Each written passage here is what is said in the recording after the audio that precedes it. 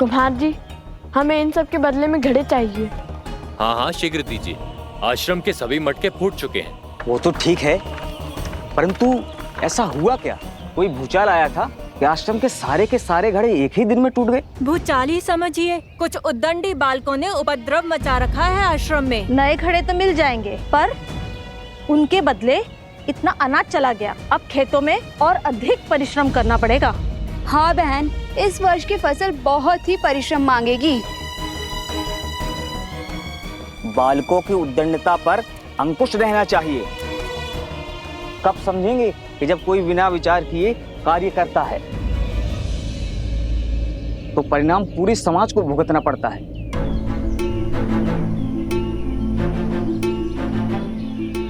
भूल हो गई, आश्रम की बड़ी हानि हो गई। अब सबको आश्रम में हमारे कारण और परिश्रम करना होगा। हमें भी तो नदी तक जाना है और पूरी रात्रि जल भरना होगा। मुझे हमारे परिश्रम की चिंता नहीं है, वो तो हम कर ही लेंगे। मुझे चिंता है माता की, हमने उनका मन दुखाया है। न जाने वो हमें क्षमा करेंगे भी या नहीं।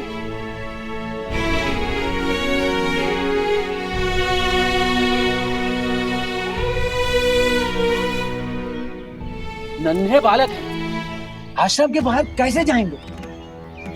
उद्दंडता की है तो दंड तो भुगतना ही पड़ेगा। आश्रम की सीमा को लांघकर घनघोर जंगल में जाना पड़ेगा।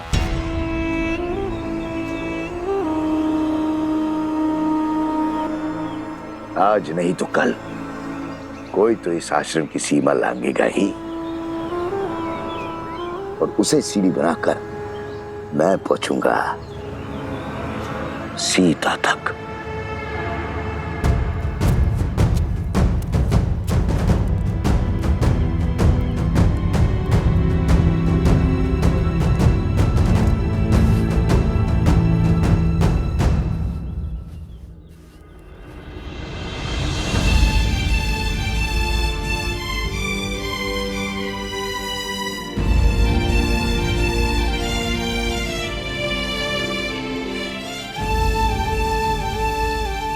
अब ऐसी भूल नहीं होगी माता। हमें आशीर्वाद दे कि हम अपना प्रायश्चित पूर्ण कर सके।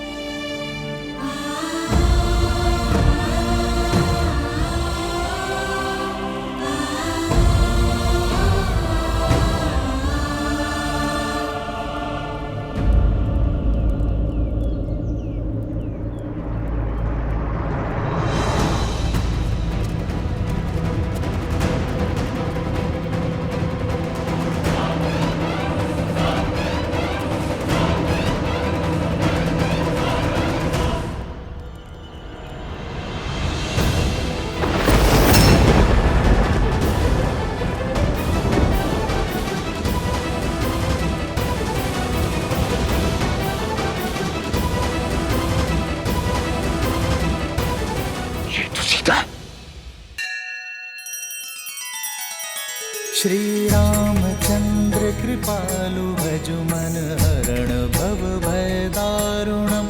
नव कंज लोचन कंज मुख कर कंज पद कंजारुणम।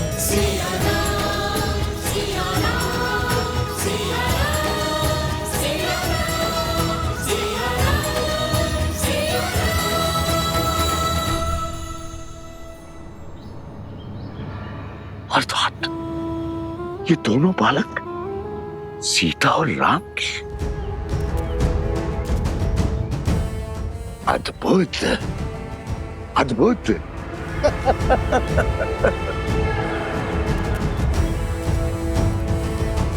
12 वर्ष की प्रतीक्षा अंततः समाप्त हुई।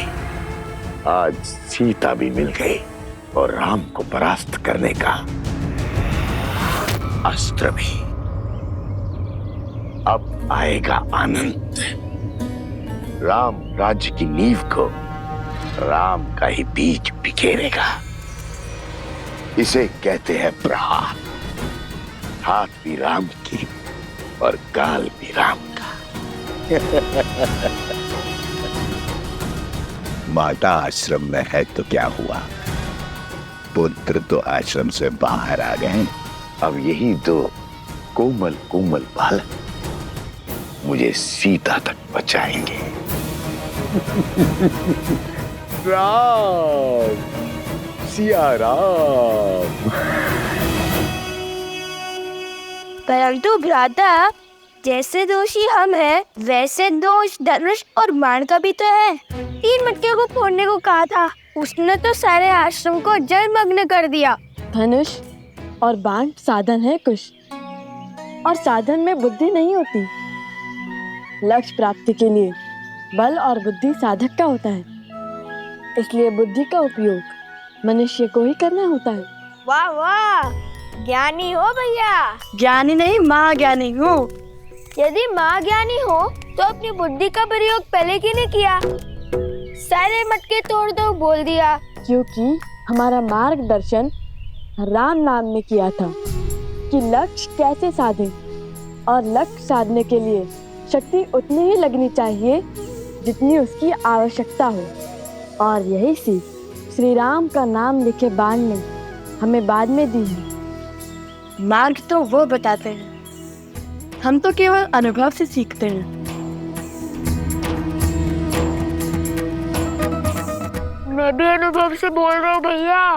भूल हो गई, अब नहीं बोलूंगा। दंड मिलता है मेरे बोलने से। माता ने हमें दंड कष्ट देने के लिए नहीं, ज्ञान देने के लिए दिया है, ताकि हमारी बुद्धि का विकास हो सके।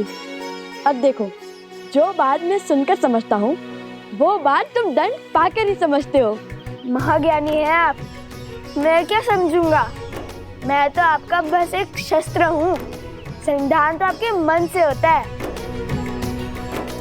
बाण चलाने में भले ही तुमसे आगे हूँ, किंतु बातों में तुम्हें कोई नहीं पकड़ सकता।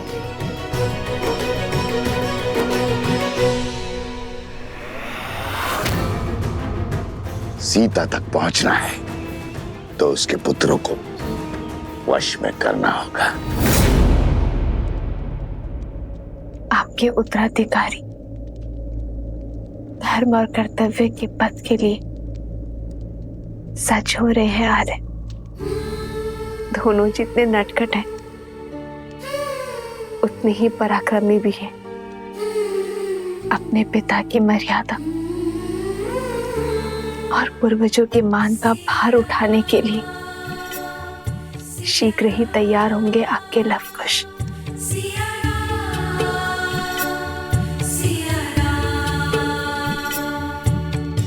दोनों एक हैं, बस यही सच है। राम लक्ष्य और राम ही पथ है। विरह की आग में जले सिया राम।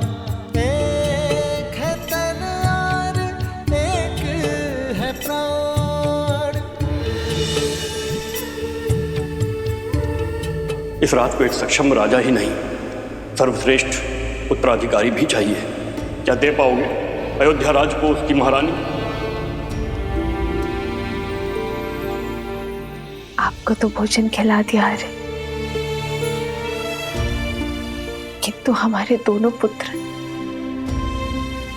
भूखे होंगे, और कुश को तो बहुत अधिक भूख लगती है आर्य।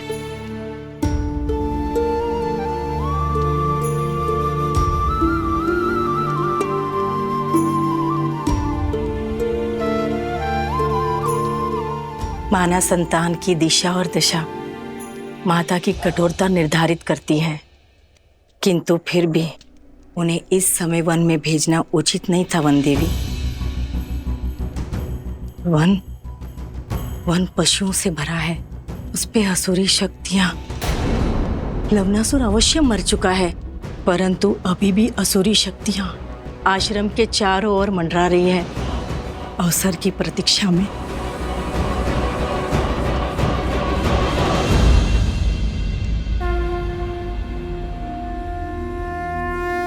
गणेश, पूछो पुत्र, क्या प्रश्न है मन में? यज्ञ तो मन की, राज्य की, समाज की शांति के लिए किया जाता है ना? फिर उसमें बैठे राजा के लिए पत्नी का साथ क्यों अनिवार्य है? श्री राम तो स्वयं नारायण है, वो यज्ञ से नहीं, यज्ञ उनसे पवित्र हो जाएगा ना? ये बताओ गणेश, कि जीवन का आधार क्या है? संतुलन। तुम्हारा उत्तर सर्वथा उचित है गणेश। ये संसार, ये प्रकृति संतुलन पर ही आधारित। जैसे दिन को संतुलित करती है रात्रि, बुराई को संतुलित करती है अच्छाई, वैसे ही पुरुष को संतुलित करती है स्त्री। किसी भी यज्ञ का उद्देश्य और फल तभी प्राप्त होता है जब उसमें दी गई आहुति संतुलित। इसीलिए यज्ञ में या जीवन में पुरुष के साथ स्त्री का होना आवश्यक ही नहीं, अनिवार्य भी है।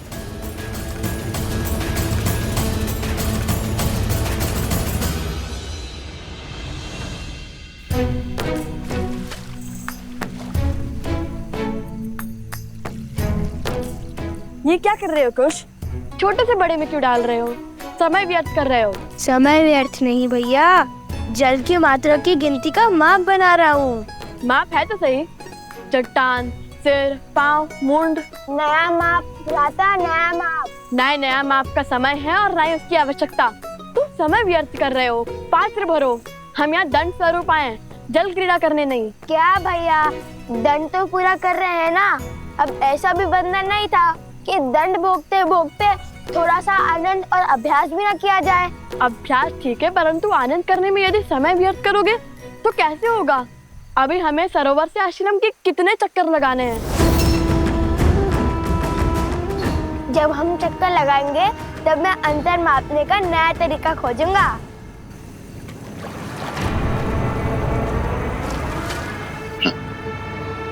कितने अबोध है ये दोनों बालक। पुनः आश्रम नहीं पहुंचेंगे तो माता को तो ढूंढने बाहर आना ही होगा।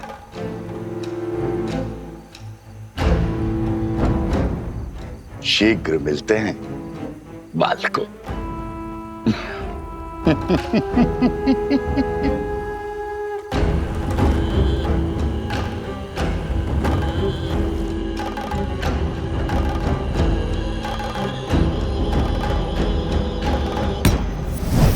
क्या आदेश है राक्षस श्रेष्ठ? किसे सताना है? रहोगे राक्षस के राक्षसी।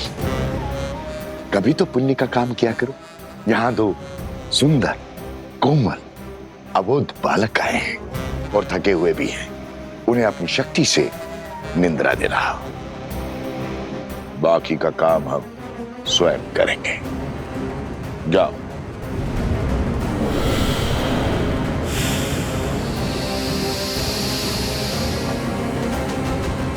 पच्चीस, 26,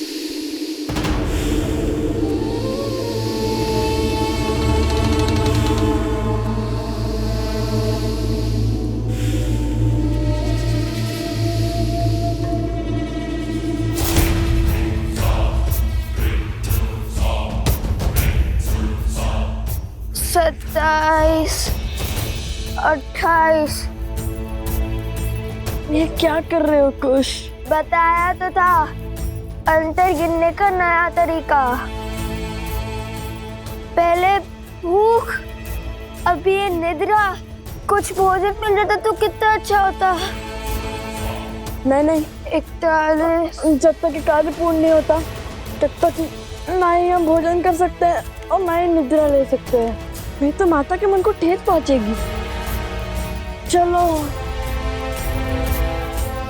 मैं तुम्हें वो प्रसंग सुनाता हूँ जिसे सुनकर तुम्हें सदा हंसी आती है कि कैसे हनुमान जी ने अपनी पूंछ से लंका में आग लगाई थी। सुनाओ। यदि रोकूंगा तो आप रुकोगे तो नहीं। सुनाई दीजिए।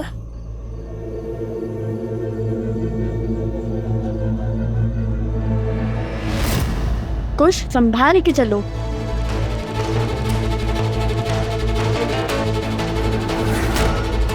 कुश,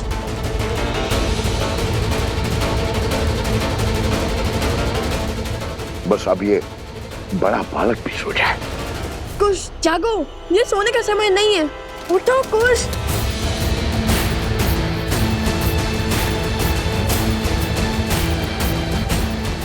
कुश जागो, कुश।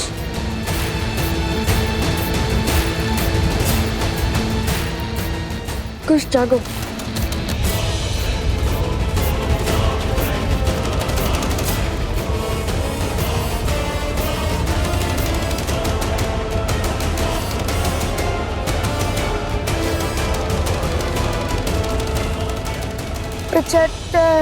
गिनती बोलने की जगह श्री राम का नाम लो।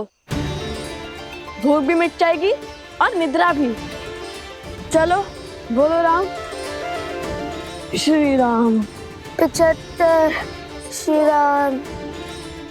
76 श्री राम। केवल श्री राम। केवल श्री राम।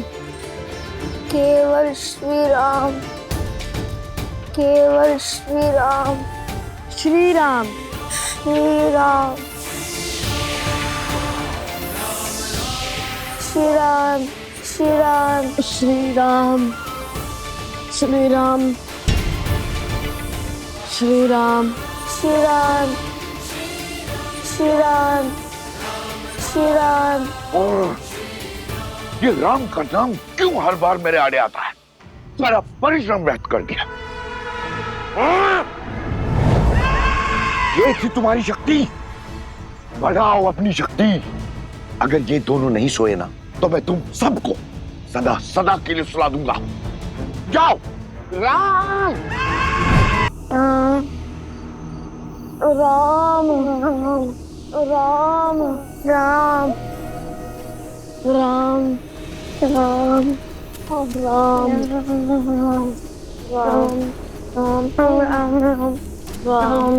राम राम राम।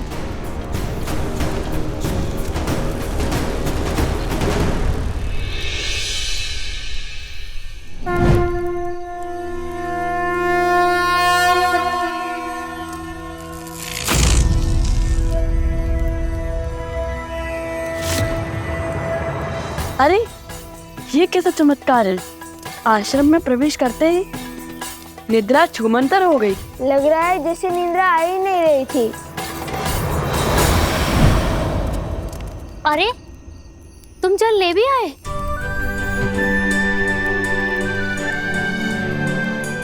लाओ लाओ हमें दो।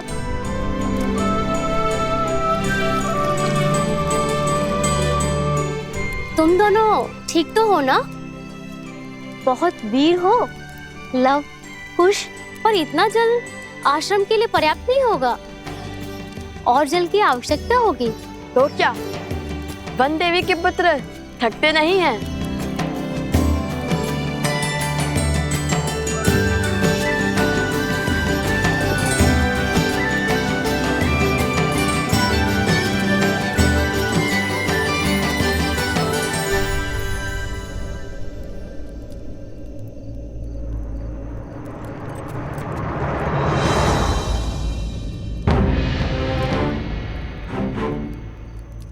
ये कैसा चमत्कार है?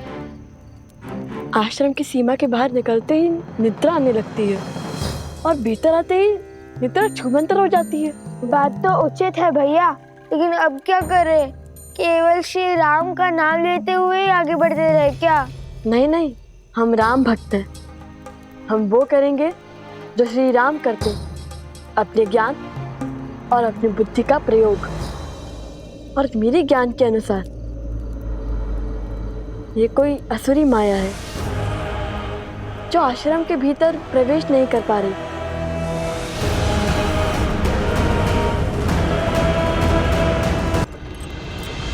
तो आज छिनमिन कर ही लेते हैं भैया। अब आया ना दंड का आनंद। बताइए भैया, कहाँ है वो राक्षस?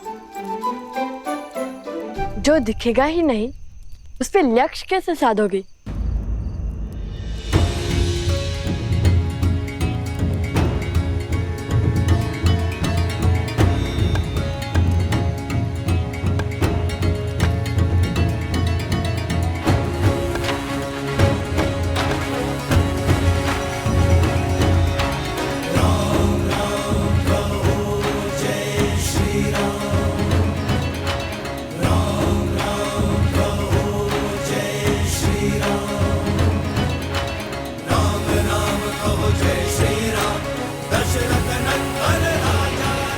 अब समझा, गुरुदेव ने एक बार बताया था घाट के पात्र में 5 वेदों का वास होता है और उस पे श्री राम का नाम तो और पवित्र और सशक्त बना देगा। इसमें माया प्रवेश नहीं कर सकती लव भैया। लव भैया, उचित समय पर उचित पद स्मरण आता है आपको, इसलिए तो मैं आपका अनुसंधान करता हूँ।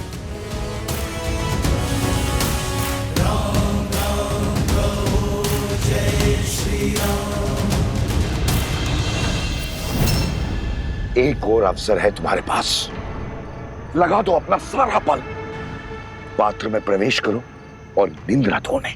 आप तो जानते हैं ना, राक्षसी माया वर पात्र में प्रवेश नहीं कर पाती और प्रयास भी करे तो असंभव है, क्योंकि उन पे राम का नाम लिखा है। राम